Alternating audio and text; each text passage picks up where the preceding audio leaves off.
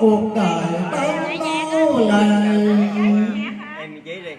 Ủa em ruột của anh mà. Thầy tiểu thân anh về lại với đi đâu mà quay tròn tặng nha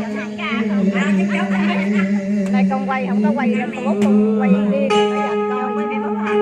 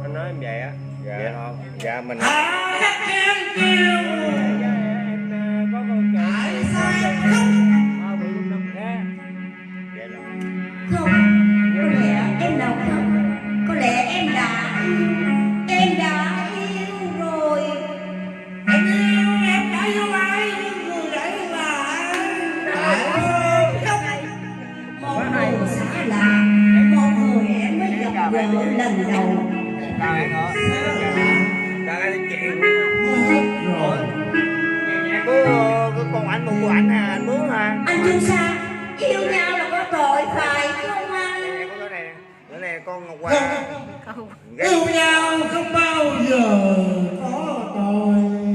Quá hay ta, dữ nha, quá hay. Nhưng anh chỉ muốn nói với em một điều mà bấy lâu nay anh ôm mãi trong có không? Tí mưu anh.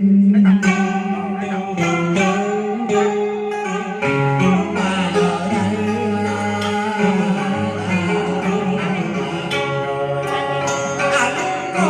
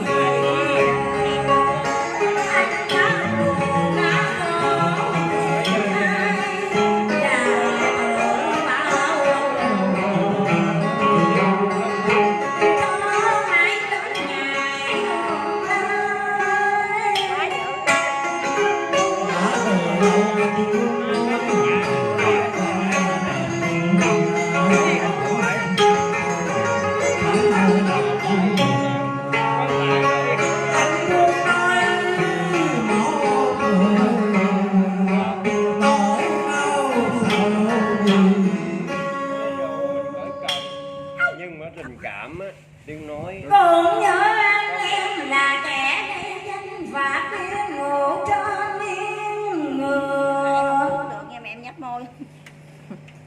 Nhấp môi chỗ nào tôi Giờ em đã chưa bao giờ biết sợ sao bỗng nhiên em chết lạnh cả. đôi tay anh em ơi. Mà hãy xảy một cái giữa Hãy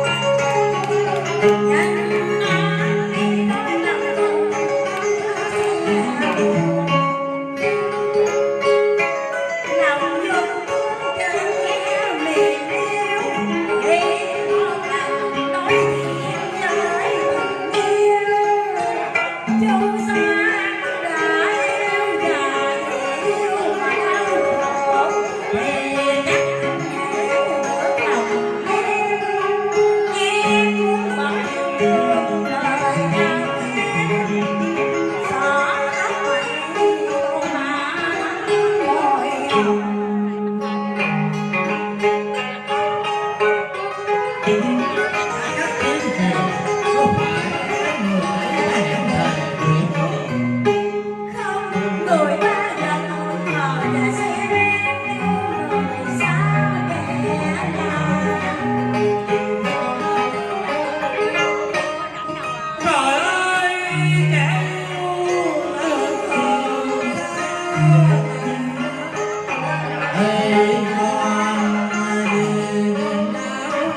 không bỏ lỡ